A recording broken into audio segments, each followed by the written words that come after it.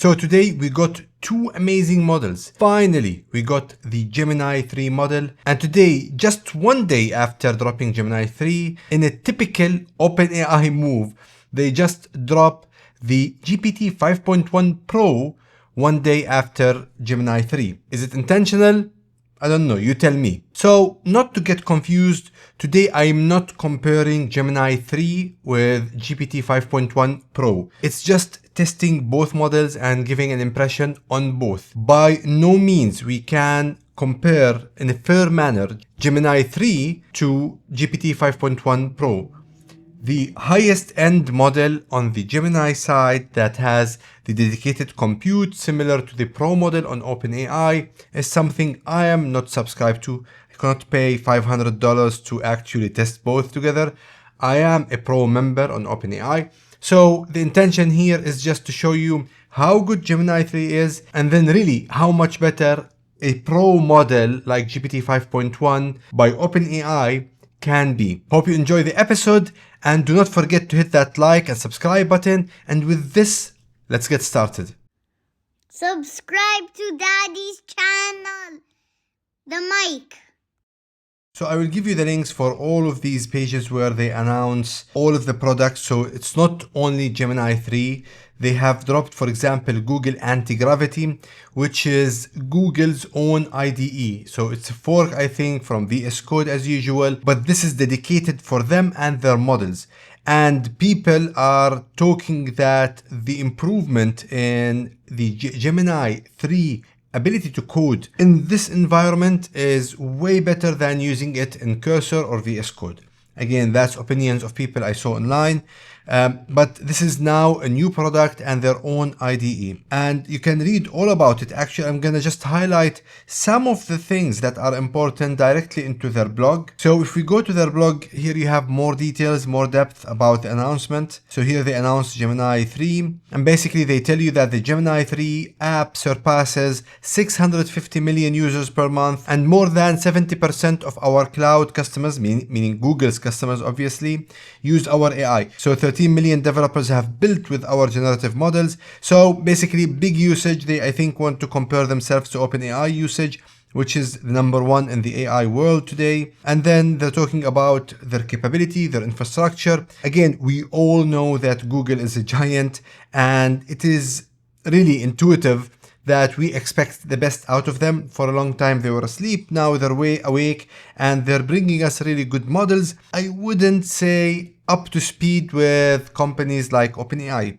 not there yet, but at one moment or another maybe they will overtake OpenAI. We'll have to see. Here in blue they talk about the history of Gemini, how they brought the long context window and the native multimodality, all of the good things that Gemini brought to the AI world, which is all true. And then here they say Gemini 3 is also much better at figuring out the context and intent behind your request. So it will kind of deeply analyze your prompt or request. We're gonna look into that. So it looks at your intentions. It seems something like that. So you get what you need with less prompting.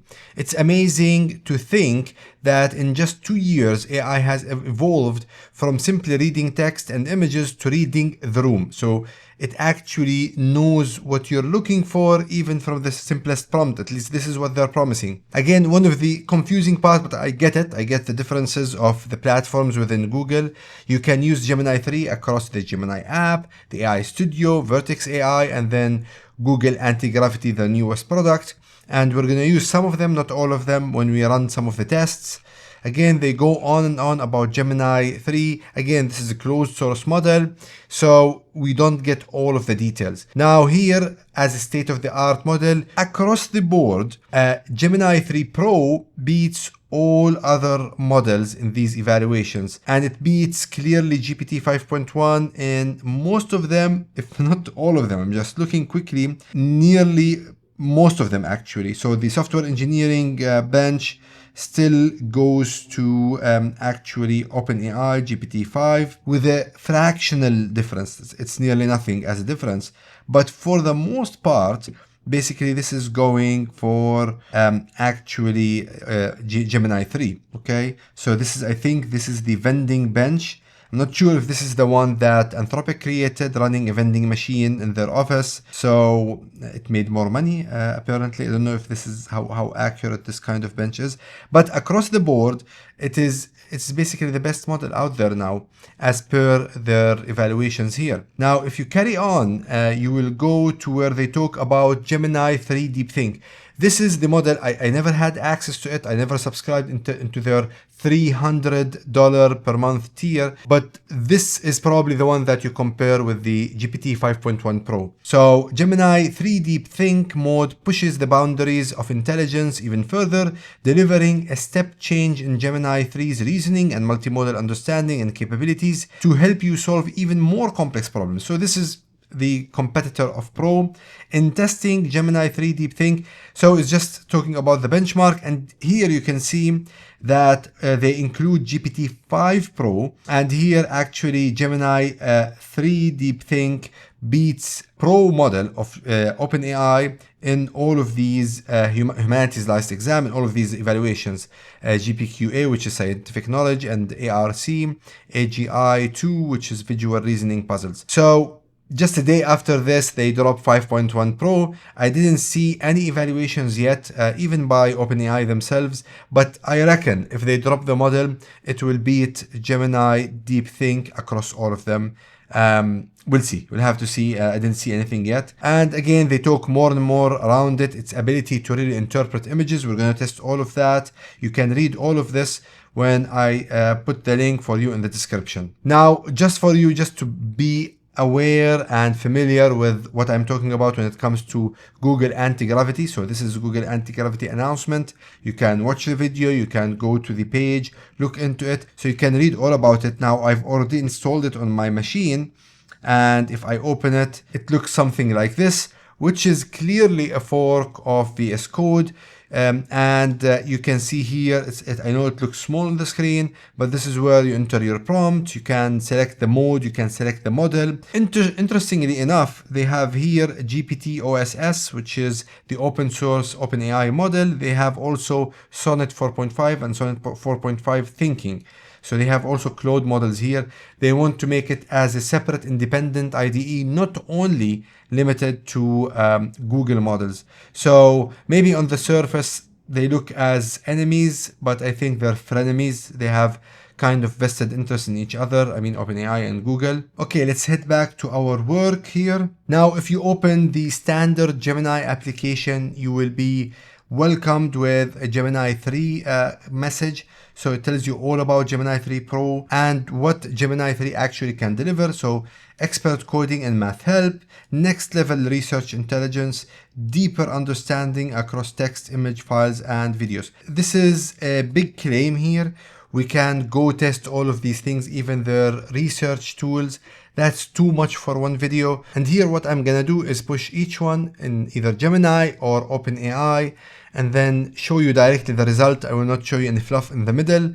I'll give it my own ranking. You can rank it on a table if you want. I have my own table to kind of judge these models whenever I do a review.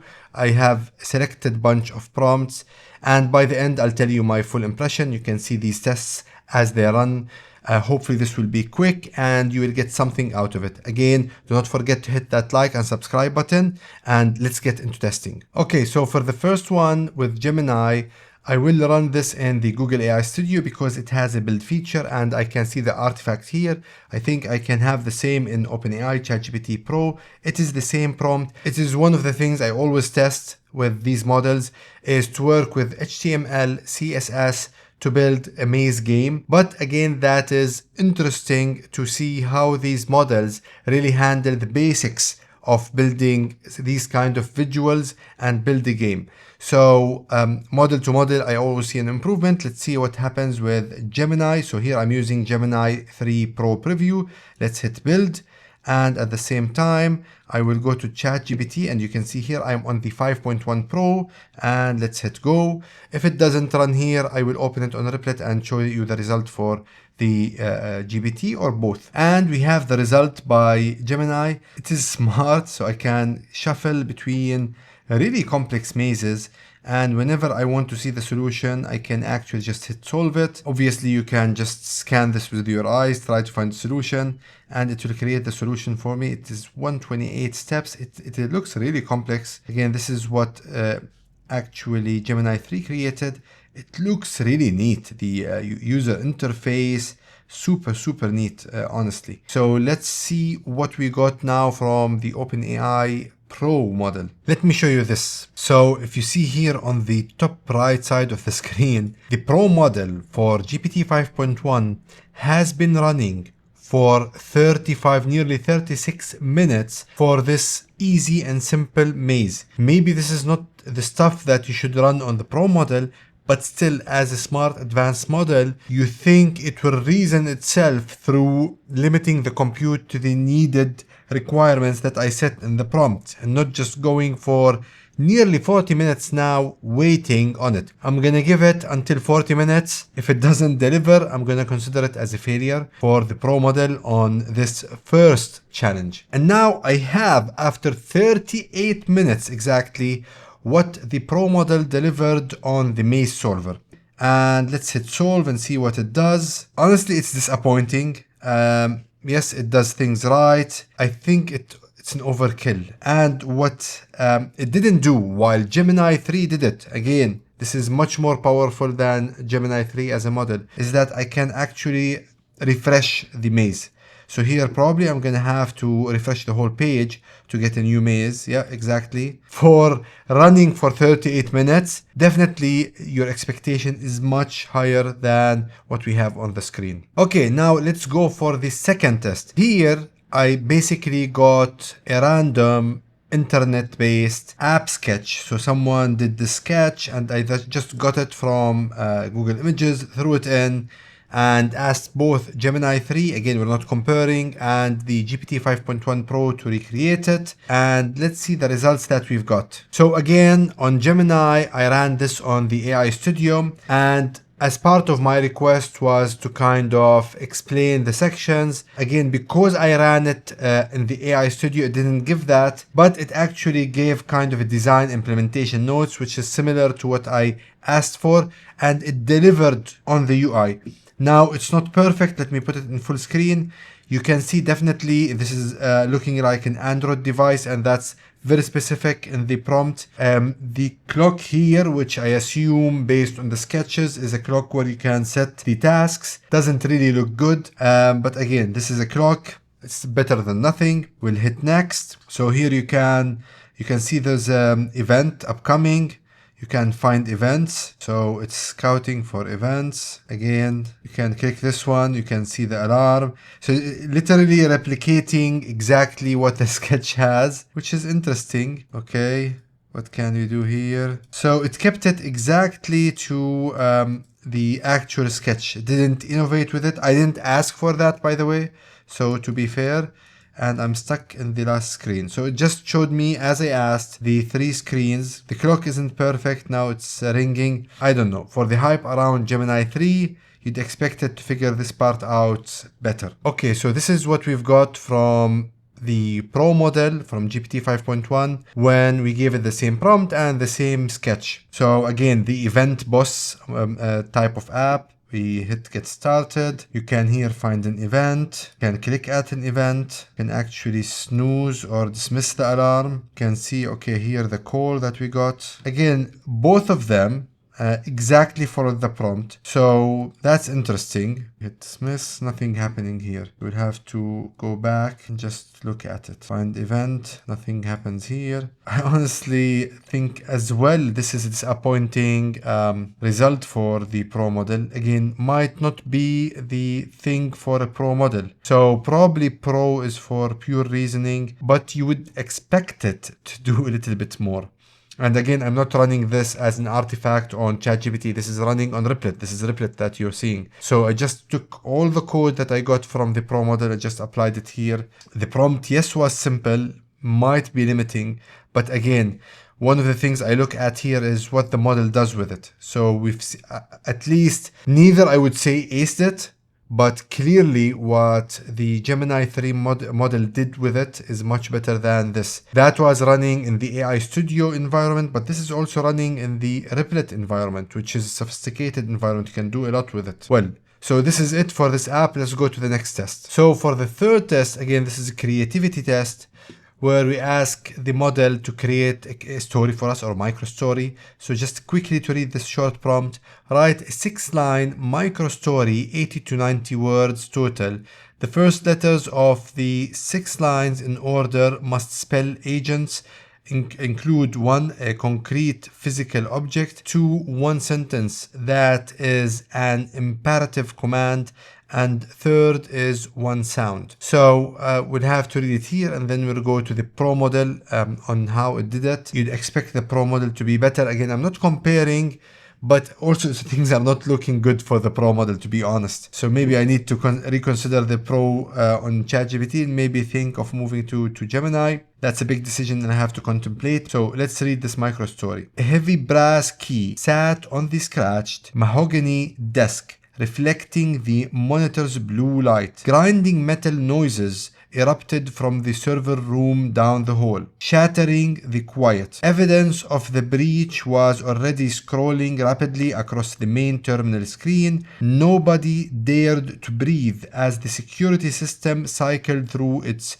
reboot sequence. Take the hard drive immediately and leave via the fire escape without looking back. Smoke began to curl under the doorframe, smelling of ozone and burnt plastic. Okay, so let's do this. So we have A, G, N, T, and the last one is S. So we have the agents done. I think the sound is there, and also the imperative command is there. So it did it. Interesting. It's not a story, I would say, at all, but it's nice description of a scene. So let's see what Pro gave us. So this is what we got from the Pro model. Across the conference table, an old stapler waits like a tiny metal sentinel. Gray rain stripes the windows while our prototype Android logs every tremor in my voice. Encrypt the transcript before the board realizes the machine has started asking its own questions. So this is a machine that's becoming alive, kind of thing. Narrow status lights blink and one flickers twice, emitting a soft electronic chirp. They told us it would optimize the risk, yet the forecasts keep omitting human survival curves. Still, someone in procurement signs the upgrade, pen scratching louder than the rain outside. So again, here we have A, G, E, N, and then we have the T. We have also the imperative command, and we have the physical object. Okay, I think both got a really good mark. I think the Pro model kind of wrapped it up a little bit at the end. It used my background in the story. Okay, that's something else. So it gets a little bit more, again, not to the level that you'd expect, especially that the Pro model had to think for 13 minutes to give these 6 lines. Okay, for this test, honestly, I don't know how to judge it, if it's fair for either models, but what I've done here is I got this kind of doctor note for radiology off the internet, and I asked both models to try to read the doctor handwriting. And again, this is, even AI can't do this, I think. No machine learning, no AI, no technology we achieved till the day can read a doctor note. It's only the radiology person, the human, can maybe decipher this, and maybe a pharmacist. No one else, no technology can do that. But still, I wanted to, for fun, challenge the models and see what we get. Because again, Gemini claim they're so good with images. This is off the top here. I don't think it will get anything. We'll just check. We might be wrong. And honestly, I don't have a real way to say it's right or wrong, but I'll just look at what both gave and we see what's more logical. So let's start with Gemini. Transcription of radiology request. Okay, patient details, name initials, GRL, okay, with a question mark here. Ward and department, heal, possibly HAME, okay, so it's not sure about it. Requested examination, USS ABD, which is ultrasound to the abdomen. Interesting. So it got at least what's required. Doctor, clinical notes, clinical history, fail dry. Okay, so this is part of, I think, the form.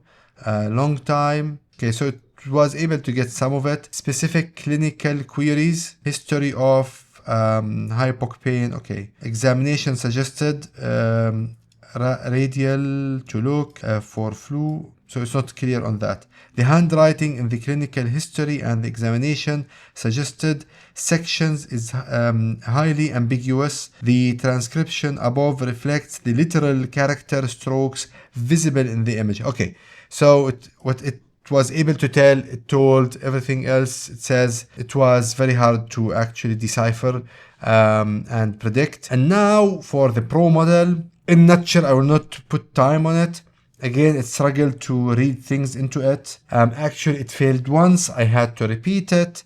It ran for another 15 minutes. So, and it gave the same result that Gemini gave. So nothing really clear, didn't try to even estimate or predict or assume what is coming out of this prescription for the radiology. One last test that I did, and this last test is actually not fair to OpenAI and ChatGPT. I still ran it just in case I missed an update in 5.1, but I was right. This is nothing that the model is capable with. Now, because Gemini 3 was promising its ability to analyze video, I actually created a prompt where I give one of my previous videos, I ask it to analyze it, tell me what I can improve. This is super important for me and so many people in different domains to get an AI model to really analyze a video. So my intention is, for example, I do this video, it doesn't do well. I want the AI model to analyze the screens and the shots I have in my video, tell me what I'm doing right or wrong based on my voice, tone of voice, body language, the actual transcription of what I talk about, and get some feedback. So automatically the Pro model, it tried, but fundamentally it told me it cannot actually see or hear the YouTube video, but it gave me high level kind of priorities, strategies, which doesn't really help me. Now, if we go to the Gemini app, here it's a different story. So here's your performance audit. So again, it looked at my video and it's now giving me a specific feedback on my actual video. So strength, presence, and delivery. You open with a clear business focused problem. Okay, reduce time researching. So this is good. Strategic signposting. You effectively transition from the intro to the audit phase using phrases like, let's give it a quick scan. Keeps the viewer oriented. Okay. Genuine enthusiasm. I mean, this is part I always question that I have or that I emit to my audience. But honestly, this is the best. Okay, so just it picks up on some terms and says, okay, you're doing that right. Clear articulation, at least it's able to analyze the video. I mean, for me, this is a start. It might not be perfect. At some point in the future, it might be so accurate that it really helps me become better in the things I do on my content. Reading, eye contact. So again, the kind of thing that I do now, saying I'm spending sometimes off the eye contact with the viewer and I'm just reading off the screen, which is part of what I do in my channel. But again, it's a really good feedback, honestly, something I don't think about a lot. Brand disconnect, that's interesting. So the voice that comes up is actually out in the outro. It's my daughter's voice I have here, and it says here you're saying subscribe to daddy's channel, and this clashes heavily with your Fortune 500 director and top 1% AI literacy kind of brand. Again, that's just an outro for my daughter. It didn't get that. Monotone lists. Okay, you read through stories 4, 5, 6, etc. Your pitch flattens. So I need to actually play with my voice. So that's a really good and I think accurate feedback. Verbal fillers, you rely on and so clutches when transitioning between screen elements. Again, I do these things off the cuff. I don't have the time to prepare and script and read. Unfortunately, I enjoy it. I love that people still watch it. But yes, that's true as well. And amazing feedback. Kudos for Gemini. This is really a good success when it comes to something that I would really benefit from using Gemini for analyzing my video and my content and the way I deliver things to the audience. Lastly, body language, the lens rule. So again, it's talking about me looking straight into the lens more and more. Active listening face. When agent is generating, avoid waiting face. So, okay, either cut this footage or narrate your anticipation actively. So, no dead time, basically. Again, all good advice.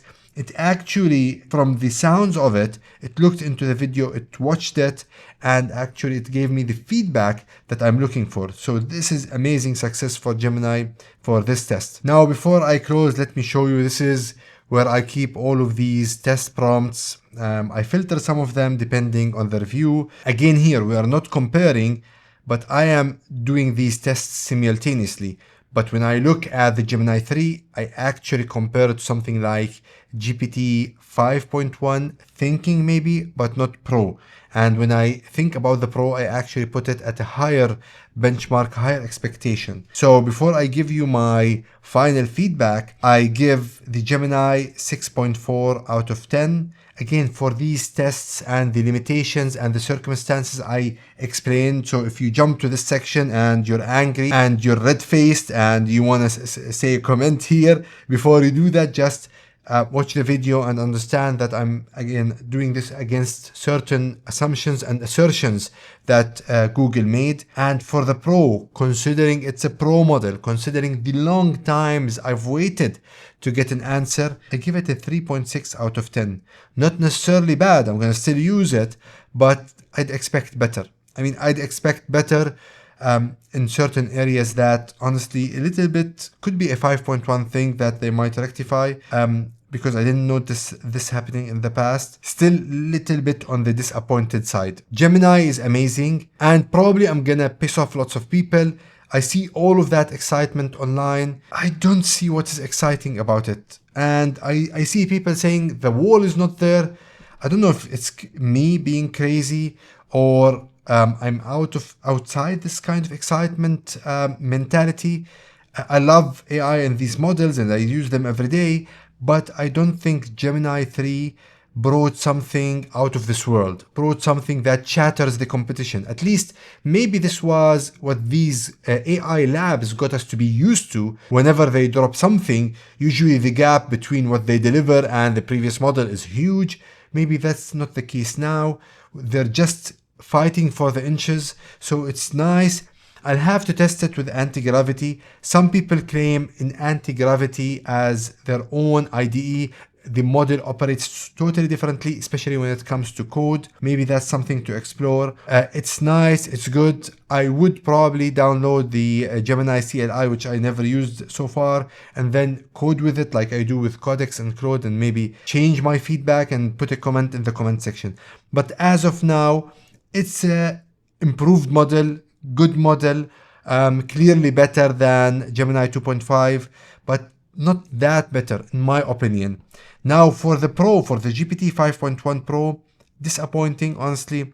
The model runs for around 40 minutes for something that shouldn't go that long, that Gemini really aced from the first shot. You'd expect a Pro model to kind of reason around the time that it needs to put as effort to solve a problem. It didn't feel that in the past it did this, honestly. I use Pro model a lot since I subscribed for the Pro tier membership. I use it a lot just to get certain things done, especially in work and making decisions around my channel and the content and the ideation. It's a good model, no question about that. But I never felt that it just runs without reason. So if it's not so complex, it will run more than the normal model, more than the thinking model, but it will deliver results quicker than if a problem is too complex. Today, for, in my opinion, simpler problems, building an HTML and the CSS code to build a simple maze that gets to be solved, that Gemini did in a couple of minutes, it took it 40 minutes to build as a Pro model. So that's honestly a little bit of a disappointment. So overall, I gave the Pro model 3.6 out of 10. Again, I look at it, this is the pedestal, this is the top model out there. So I will be harsher with my ranking of it. And the same goes for Gemini. So Gemini is a very good model, but Pro is a little bit on the disappointing side, I would say. Gemini is interesting, but I don't see the breakthrough that people are talking about online as part of the hype. So hopefully you enjoyed this episode. Maybe I didn't give you what you wanted. This is my honest opinion through my simple and honest testing of these models. It was, again, leaning more to the Gemini model when I tested, but it revealed certain things in the GPT 5.1 Pro model. If you disagree or agree with me in any of my evaluations, write me a comment in the comment section. If you see effort in the episode or you enjoyed it, please hit that like button. And if you consider watching more of my content in the future and you want to get it on time when I deliver it, hit that subscribe button. And with this, thank you for watching and goodbye. Subscribe to Daddy's channel. Give me the mic.